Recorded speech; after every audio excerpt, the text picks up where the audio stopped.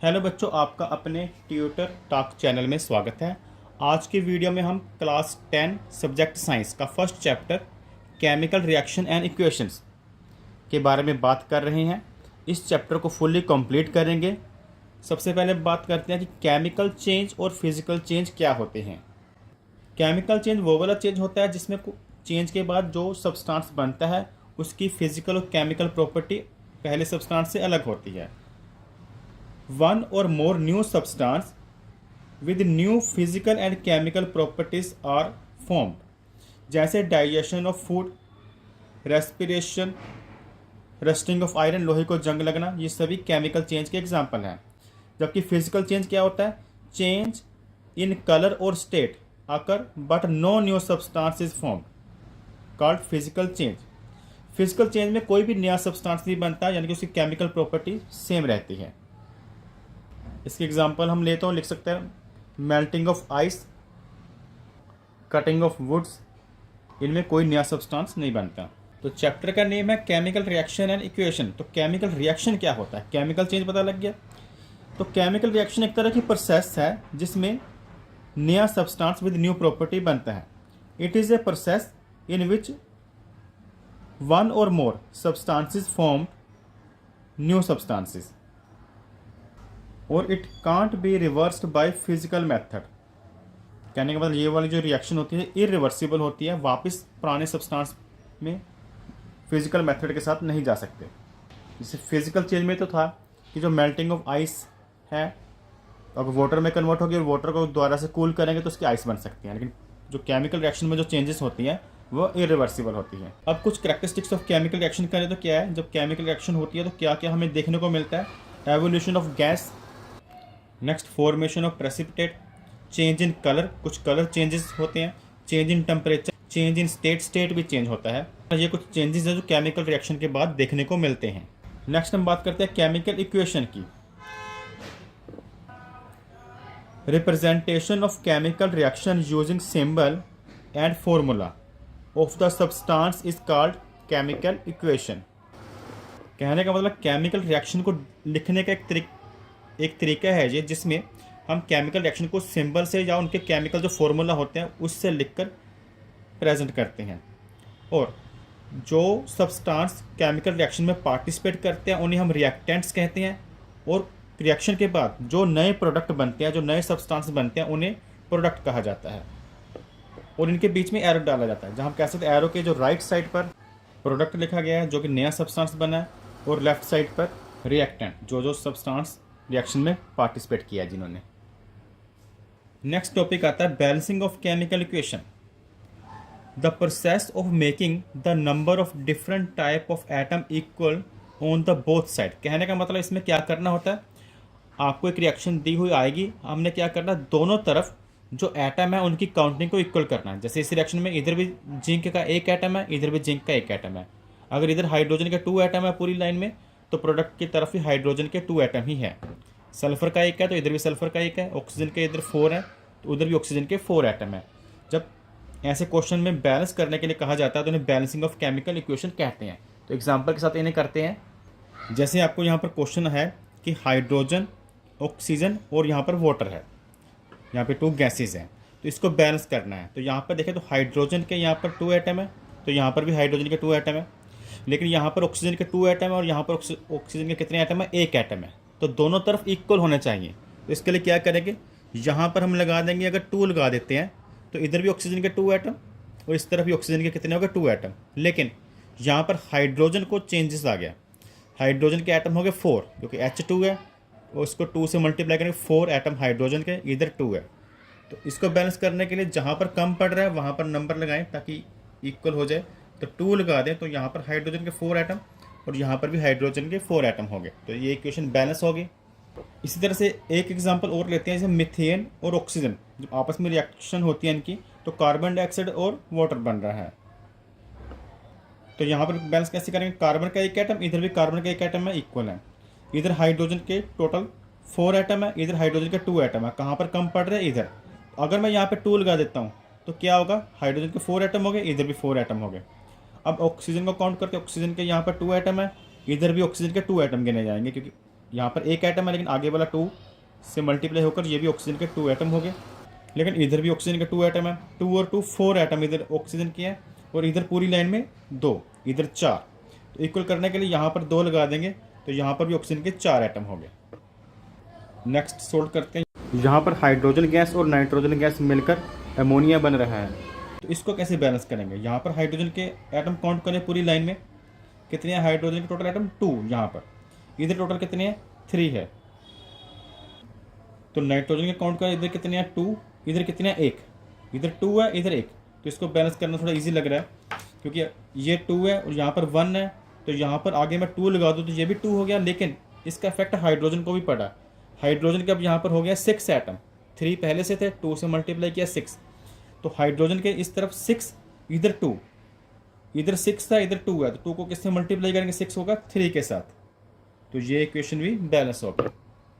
Balance of chemical equation के बाद बात करते हैं types of chemical reaction. 5 types of chemical reaction discuss करेंगे। Combination, decomposition, displacement, double displacement और oxidation and reduction. Combination reaction वो वाली रिएक्शन जिसमें 2 या 2 से ज़्यादा रिएक्टेंट होते हैं और एक प्रोडक्ट होता है। कहने का मतलब एरो के इस तरफ 2 या 2 से ज़्यादा रिएक्टेंट होंगे और प्रोडक्ट की तरफ केवल एक ही सब्सटेंस होगा। इन this reaction 2 or more elements or compounds combined to form single compound. Example जैसे कार्बन और ऑक्सीजन मिलकर कार्बन डाइऑक्साइड बन गया, हाइड्रोजन और ऑक्सीजन मिलकर वाटर बन गया, सोडियम और क्लोरीन मिलकर सोडियम क्लोराइड, कैल्शियम ऑक्साइड और वाटर मिलकर कैल्शियम हाइड्रोक्साइड, एक प्रोडक्ट बनता है इसमें। नेक्स्ट टाइप इसकी है डीकम्पोजिशन रिएक्शन। इसमें क्या होता है कि उसका उल्टा है कॉम्बिनेशन का। अब इस तरफ एक सब्सटेंस होगा और इस तरफ ज़्यादा। कहने का मतलब रिएक्टेंट एक होगा और प्रोडक्ट 2 या 2 से ज़्यादा। In this reaction a single compound break down into 2 or more simpler compound. This reaction are carried out by applying heat, light और इलेक्ट्रिसिटी। और इन रिएक्शन में हीट, लाइट और इलेक्ट्रिसिटी यूज़ की जाती है।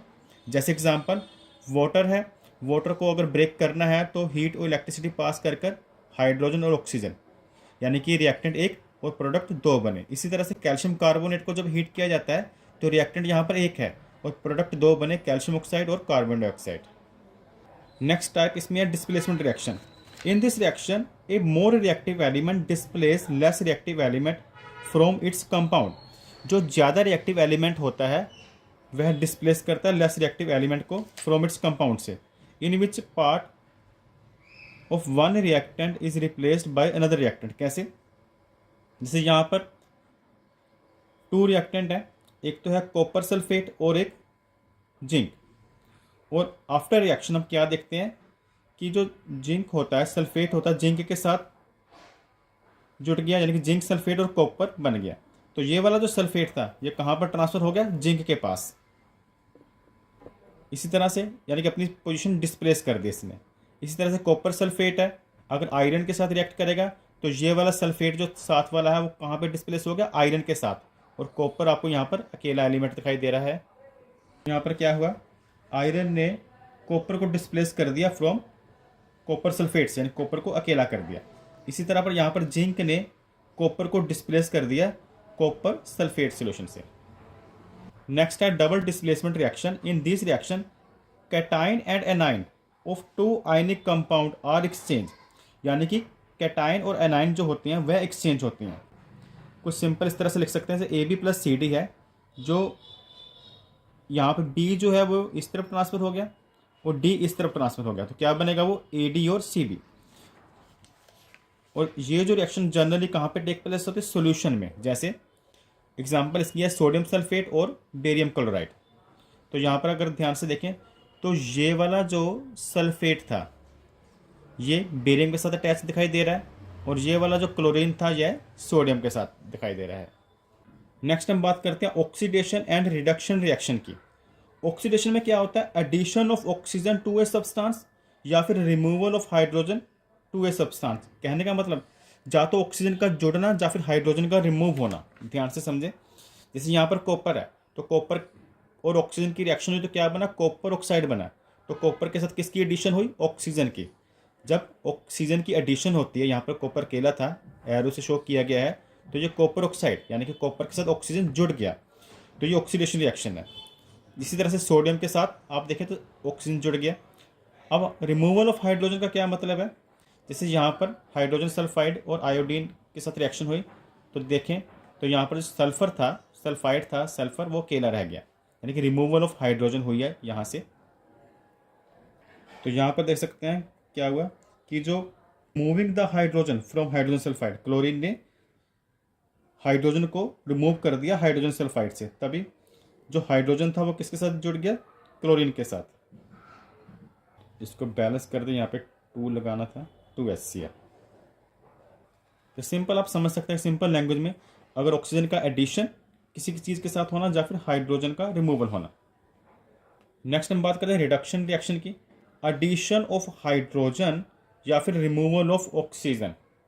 पहले बात करते हैं removal of oxygen from a substance.